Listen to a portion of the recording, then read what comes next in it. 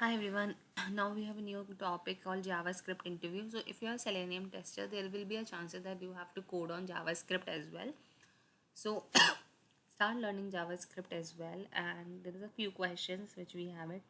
We'll be having some series based on the responses. I'll make another video. So I usually make video based on the responses I received. So we'll go to the next first slide. What is JavaScript? So JavaScript is a high-level interpreted programming language primarily used for adding interactivity to the web pages. So how we interact through Selenium, we can also interact through JavaScript. So what happens is JavaScript is like a little more faster because it's it's mainly this is also an interpreted language between code and a software. So that's how it is used. We'll go to the next question. So what are the data types in JavaScript? So JavaScript has 6 primitive data types. This is something which is very you have to learn the size of the data types as well. So like string, number, boolean, null, undefined, and symbol, along with the complex data types called object. Then we have what is the difference between null and undefined? So null represent the intentional absence of any object value, while an undefined indicates the absence of a value or an uninitialized variables. So I think most of the people don't understand why I'll come up with the question answer series, because sometimes when you give because I have given a lot of interviews, okay, so you have to give some precise answer where an interviewer wanted to listen it from you. You cannot tell a lengthy definitions. You cannot define null. You cannot go and define everything, okay? You don't have to. You just have to give a one-liner definition. I think that is sufficient, and that is something which shows that you have a theory knowledge or not on the subject you are giving the interview for.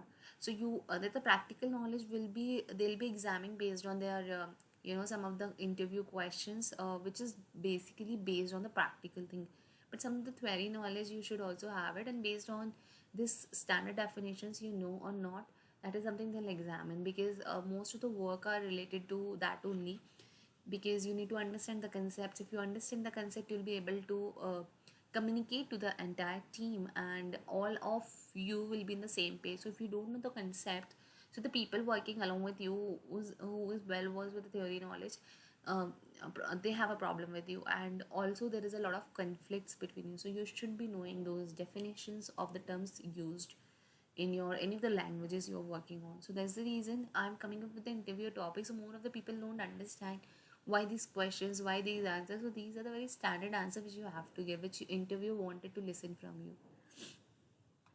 So what is DOM in JavaScript? And I'm just reading the slide because I wanted people to not only listen it to me, because sometimes if I'll speak, people might miss the information which I wanted to communicate. So I just generally I cannot give slides, right? So I have to make a presentation, and I'm just reading the slides, and I help in sharing some of bit and pieces of the knowledge wherein it will helpful for you guys. So if you can pause the slide and you can read it, okay, you can even pause my mute if you like, you can mute it if you don't want to listen to my voice. But this content is very useful. I don't want to come again and again share the slides with you. I want to put a less information and then keep on asking in the comment section and people are sending me. I don't want that. So instead of that, they can use my video for the information. So what is the DOM in JavaScript? So document object model is a programming interface that represents the structure of HTML and XML documents. It allows JavaScript to access and manipulate the content and structure of a web page. What is an event in JavaScript? An event is an action or occurrence that happens in the browser, such as button click or page load. JavaScript can respond to these events by executing code in response. Sorry guys, I am very bad with my cold and cough. What is anonymous functions in JavaScript? An anonymous function is a function without a name. It can be assigned to a variable or passes an argument to another function. They are often used for one-time or a callback functions. What are the closures in JavaScript? Closures are the functions that have access to variables from the outer functions, even from the outer function has a finished executing. So they encapsulate data and provide a way to maintain a state between function calls. What is the difference between? These are the operators.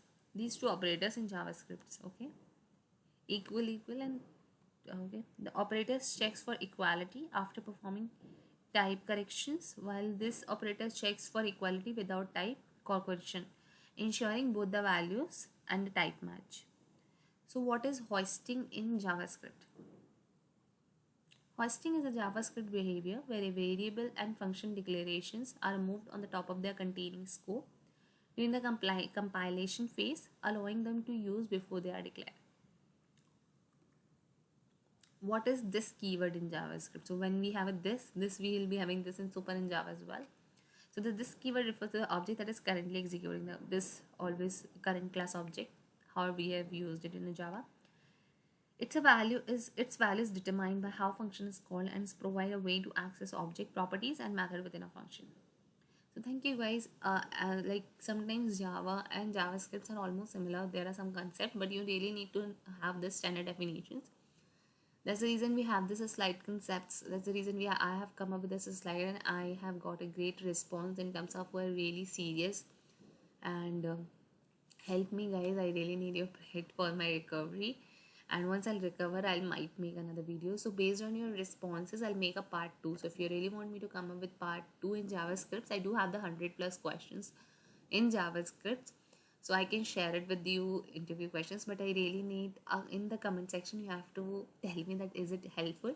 If you find this helpful, comment helpful in the comment section, so I'll make a second video, and ask me for the second video, I'll definitely make a second video on it. So till that time, thank you so much. Please subscribe to my channel if you haven't, and stay tuned for my upcoming videos. Thank you. Bye.